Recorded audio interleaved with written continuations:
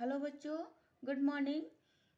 तो आज हम पढ़ेंगे कक्षा 4 पर्यावरण और हम भाग 2 के पाठ 10 और पाठ का नाम है छठ पर्व और बच्चे। छठ पर्व और बच्चे का जो ये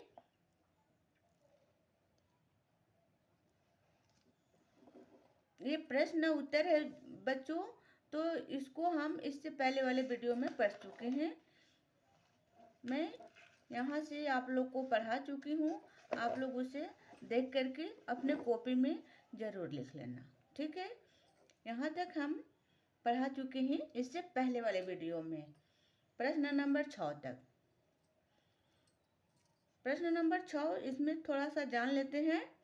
आप लोग वीडियो में बने रहो और अपना कॉपी किताब लेकर के बैठ जाओ और लिखना स्टार्ट कर दो कि ताकि आप लोग का होमवर्क पूरा हो जाए। प्रश्न नंबर 6 है, आप अपने परिवार के सदस्य से कुछ न कुछ जरूर सीखते होंगे। आपने कौन कौन से कार्य किन से सीखे हैं उसकी एक सूची बनाना है। आप लोग किससे कौन सीखे हैं, क्या चीज़ सीखे हो, तो एक सूची बनाना है। तो यहाँ पर एक ठो सूची है, ये पैराग्राफ बनाया गया है, तो हम इसके माध्यम से जानेंगे। क्रम संख्या है 1 2 3 4 5 6 ठो है कार्य जो बड़ों के साथ करने में या जिनमें बड़ों की मदद करते हैं। पौधा और किन से सीखे हैं, पौधे में पानी देना या बागवानी करना। किससे सीखते हो, पिताजी से या दादाजी से। घर की सफाई करना, झाड़ू पोछा करना, किससे सीखते हो, तो दादी माँ से या मम्मी से। क्रम संख्या 3 है, मेहमानों का स्वागत करना। मेहमानों का स्वागत करना किससे सीखते हो, माँ से, दीदी से और अपने बड़ों से सीखते हो कि हमें मेहमानों को प्रणाम करके उनको स्वागत करना है, चाय नाश्ते भी देना है। क्रम संख्या 4 है, खरीदारी करना, सब्जी राशन। खरीदारी करना है सब्जी या राशन या कपड़ा लता जो भी है, तो वह अपने माता पिता से सीखते हो, बड़े भैया के साथ। क्रम संख्या 5 है, रसोई में सब्जी काटना या टेबल सजाना। जो रसोई में सब्जी काटना होता है।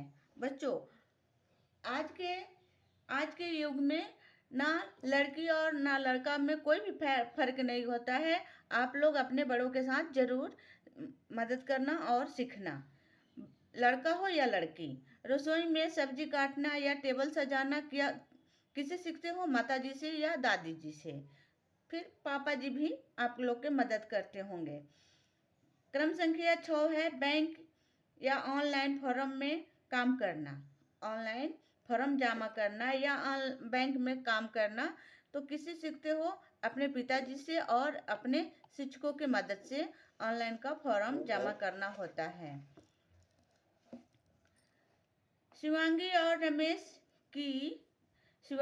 रमेश की यह बातचीत कार्तिक चुपचाप सुन रहा था। शिवांगी बोली, कार्तिक तुम्हारे घर छठ में कौन कौन आए हैं। शिवांगी और रमेश की यह बातचीत कार्तिक चुपचाप सुन रहा था। फिर कार्तिक से बोली शिवांगी कि तुम्हारे घर में छठ पूजा के अवसर पर कौन कौन आया है। कार्तिक बोला, यही तो एक पर्व ऐसा है जिसमें मेरे परिवार के सभी सदस्य, चाचा चाची, बुआ फूफा एवं उनके बच्चे आते हैं।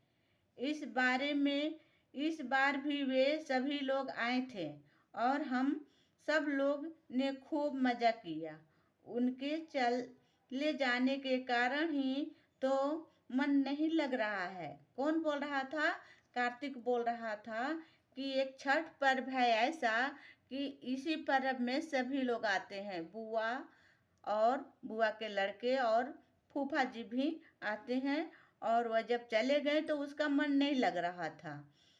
मैं सोच रहा हूँ कि अब ऐसा कौन सा उत्सव आए जब हम सब फिर से इकट्ठे होंगे। कौन सा उत्सव आएगा कि फिर हम एक बार इकट्ठे होखेंगे। प्रश्न नंबर 7 है, आपके यहाँ भी ऐसा अवसर आते होंगे जब परिवार के सभी सदस्य एकत्रित होते होंगे। वैसे अवसरों का नाम लिखिए और इस तालिका को पूरा कीजिए। यहाँ पर जो तालिका बनाया गया है, पैराग्राफ बनाया गया है, इसमें हमें कौन सा ऐसा पर्व त्योहार पर्व आता है कि उसमें सभी लोग इकट्ठे होते हैं। तो यहाँ पर दुर्गा पूजा और विवाह में पर्व होता है। दुर्गा पूजा, दीपावली या जन्मदिन पर सभी परिवार इकट्ठे होते हैं। छठ पूजा में, गृह प्रवेश में, ईद और मुंडन या नामकरण में। पर्व त्योहार है होली और अन्य उत्साव है वर्षगांठ यानी एनिवर्सरी, ठीक है, जन्मदिन, एनिवर्सरी, ठीक है। ये वाला जो पर्व होता है, तीज पर्व होता है, इसमें सभी लोग इकट्ठे होते हैं। और अन्य उत्साह जैसे कि गृह प्रवेश हो गया, जन्मदिन हो गया और विवाह हो गया, मुंडन हो गया, इसमें परिवार के सदस्य इकट्ठे होते हैं। कार्तिकेय जानने के लिए बेचैन हो रहा था, आखिर परिवार के सदस्य बाहर जाते ही क्यों हैं। ठीक है, कार्तिक परेशान हो रहा था कि सभी परिवार के लोग बाहर क्यों जाते हैं। रमेश बोला, रुपया पैसा कमाने के लिए। और किस लिए? रुपये ही ऐसे घर बनता है, रुपये से ही घर बनता है, कमीज पैंट आदि इलाज होते हैं, भोजन मिलते हैं रुपया से। शिवांगी जोर से हंसी और बोली, शिवांगी जोर से बोली और हंसी, भला रुपया भी कोई खाता है। शिवांगी को पता नहीं था कि रुपया से क्या होता है, तो शिवांगी इस पर हंस पड़ी। ठीक है, क्या रुपया कोई खाना खाता है? प्रश्न नंबर 8 है, आपके परिवार में रुपये की आवश्यकता पड़ती होगी। आपके परिवार में रुपये की आवश्यकता पड़ती होगी। यह रुपया आपके परिवार के लोग किस प्रकार कमाते हैं? 5 से 10 वाक्यों में लिखना है। बच्चों, आप लोग को ये 5 से 10 वाक्य में लिखना है कि आपके घरों में रुपया की आवश्यकता तो है, मेला घूमने जाते हो या कपड़ा खरीदने के लिए या कहीं तीर्थ स्थान पर घूमने जाते हो, तो आप लोग बिना पैसा के तो नहीं जा सकते। तो ये परिवार के लोग किस प्रकार कमाते हैं उसके बारे में लिखना है। खुद से बच्चों लिखना है। आपके माता पिता क्या करते हैं? आपके माता पिता खेतों में काम करते हैं, तो जो जमींदार होते हैं उनको पैसा देते हैं। जमींदार के खेतों में जाकर के आपके माता पिता हो सकता है कि काम करते हैं, या आपके पिताजी खेत के मालिक हैं, तो खेतों में फसल उगाएंगे, धान बेचेंगे, तब पैसा आएगा। इसी पर हमें 10 वाक्य लिखना है। मेरे परिवार के सदस्य कड़ी मेहनत करके पैसा कमाते हैं। पिताजी एक निजी कंपनी में नौकरी करते हैं, जहां वे अपनी सेवाएं देकर वेतन प्राप्त करते हैं, पैसा प्राप्त करते हैं। माँ घर के साथ साथ एक छोटी सी सिलाई का काम करती है। ये हम बच्चों, यहाँ पर मैं उत्तर में लिख दी हूँ, आप लोग लिख लेना अपना कॉपी में। फटाफट अपना कॉपी खोलना और अपना होमवर्क पूरा करना। ठीक है बच्चों। प्रश्न नंबर 9 है, आपके परिवार में विभिन्न प्रकार के कार्य होते होंगे। कुछ कार्यों से आमदनी होती होगी और कुछ कार्यों से आमदनी नहीं होती होगी। आप अपने अपने दोस्तों और आस पड़ोस के परिवार से बात कीजिए। पता लगाइए कि किस कार्य से आमदनी होती है तथा किस कार्य से नहीं होती है। विभिन्न परिवारों के उस कार्य का करने का निर्णय कौन लेता है? विभिन्न परिवारों में क्या होता है? विभिन्न परिवारों में उस कार्य को करने का निर्णय कौन लेता है? यही है प्रश्न नंबर 9। तो यहाँ पर कार्य सूची बनाया गया है। कार्य सूची है, खेती, फसल लगाना, हाँ। आमदनी होती है, हाँ। जब खेती होती है, खेती से धान, गेहूं करती है तो आमदनी होती है, बेचता है तो। और आपके परिवार में कौन करता है तो दादाजी, दोस्तों के परिवार में तो पिताजी, पड़ोस के भैया जी या चाचा जी होते हैं। खाना बनाना, खाना बनाने में कोई आमदनी होती है तो नहीं। खाना बनाने में क्या आमदनी होती है? नहीं। माँ बनाती है, ठीक है। और दोस्तों के घर में माँ बनाती है, और पड़ोस के घर में बुजुर्ग है या माँ है या बहन है, उसको हम यहाँ पर लिख देंगे।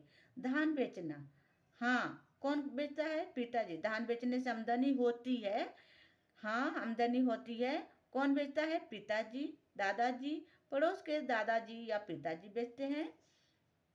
बच्चों को स्कूल भेजने में कोई आमदनी होती है तो नहीं, वहाँ पर भी आमदनी नहीं होती है बच्चों।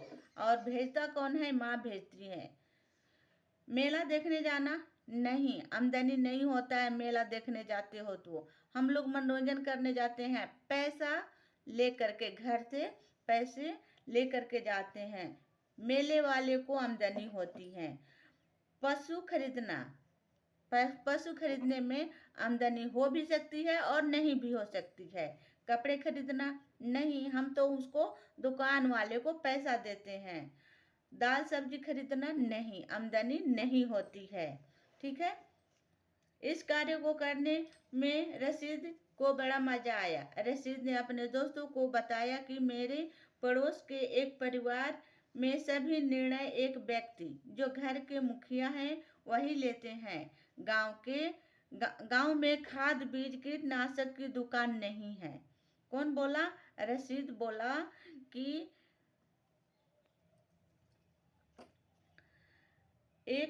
रशीद बोल रहा है कि रशीद क्या किया, अपने गांव में एक दुकान खोला था और अपने दोस्तों के साथ यह बात कर रहा था कि यह कार्य करने में हमें बहुत मज़ा आया। रशीद ने अपने दोस्तों को बताया कि मेरे पड़ोस में एक परिवार के सभी निर्णय एक व्यक्ति जो घर के मुखिया हैं वही लेते हैं। रशीद ने बताया कि हमारे पड़ोस में, गांव के पड़ोस में एक परिवार है जो सभी निर्णय एक ही व्यक्ति लेता है जो घर के मुखिया है, ठीक है, जो घर के मुखिया हैं वही लेते हैं। गांव में खाद बीज कीटनाशक की दुकान नहीं है। उस परिवार का एक सदस्य बसु अलग से आमदनी के लिए बैंक से कर्ज लेकर दुकान खोलना चाहते थे। सभी लोग मान जाने के बावजूद घर के मुखिया ने किसी की एक न सुनी। उन्होंने दुकान खोलने से मना कर दिया। बसु एक लड़का है और वह अपने घर के सदस्यों से बोला कि हम दुकान खोलना चाहते हैं, तो सभी लोग तो मान गए, पर एक जो था, बड़े मुखिया था घर के, उन्होंने मना कर दिया, किसी की नहीं सुनी। प्रश्न नंबर 10 है, वसु बताइए। प्रश्न नंबर 10 है, 10 का 1 है, आप वसु की जगह होते तो क्या करते? आप वसु की जगह होते तो क्या करते? वसु को तो घर के जो मुखिया है, एक ही व्यक्ति है, वह मना कर दिया। सभी लोग मान गए थे कि हाँ ठीक है खोल लो, पर मुखिया ने, जो घर के बड़े हैं, वह दुकान खोलने से मना कर दिया। तो यहाँ पर लिखा हुआ है, यदि आप बसु की जगह होते तो क्या करते? शांत रहना। क्या करते हैं? शांत रहना। सबसे पहले मैं निराश हो सकते हैं। क्या हम निराश हो सकते हैं? बसु की जगह रहते हैं तो हम निराश हो सकते हैं, ठीक। मैं निराश हो सकते हैं। मैं निराश या गुस्सा होने के बजाय शांत रहूंगा। तब मैं उनसे बैठकर बात करूंगा। क्या करना है? निराश तो होना ही हो ही सकते हो, निराश हो सकते हो। वसु के जगह होते तो क्या करते? शांत रह करके, सबसे पहले तो निराश होना तय है। निराश होना या गुस्सा होने के बजाय शांत रहूंगा। तब मैं उनसे बैठ करके बात करूंगा। जो बड़े हैं, जो माना करते हैं, उनके साथ बैठ करके बात करूँगा। मैं उन्हें अपनी दुकान की पूरी योजना बताऊँगा कि यह बिजनेस कैसे फायदा लाएगा। ठीक है, अपने बड़ों को ऐसे समझा सकते हैं। 10 का 2 है, क्या आपके साथ कभी ऐसा हुआ है कि आप कुछ करना चाहते हैं पर घर के बड़ों ने मना कर दिया हो? बच्चों, अपने कॉपी और बुक खोल करके बैठना है और लिखना है। ठीक है, उत्तर में हाँ, मेरे साथ भी ऐसा हुआ है कि जब हम नया काम शुरू करना चाहते हैं और घर के बड़े सुरक्षा या अनुभव की कमी के कारण मना कर देते हैं। कौन मना कर देता है? मम्मी पापा जो हैं वह मना कर देते हैं, असुरक्षा महसूस करते हैं कि नहीं, अभी तुम्हें इस अनुभव को का या अनुभव की कमी के कारण मना कर। 10 का तीसरा है, आपके आपके घर में जरूरी फैसला कौन लेता है? इस बारे में आप क्या सोचते हैं? मेरे घर में। उत्तर है, मेरे घर में जरूरी फैसले मेरे माता पिता और बड़े बुजुर्ग मिलकर लेते हैं। मैं इस बारे में सोचती हूँ कि वे बहुत अनुभवी हैं। ठीक है, ये प्रश्न का उत्तर है। प्रश्न नंबर 4 है, अगर आपके परिवार या रिश्तेदार में हमेशा एक ही व्यक्ति अपनी बात मनवाता रहे तो आपको कैसा लगेगा?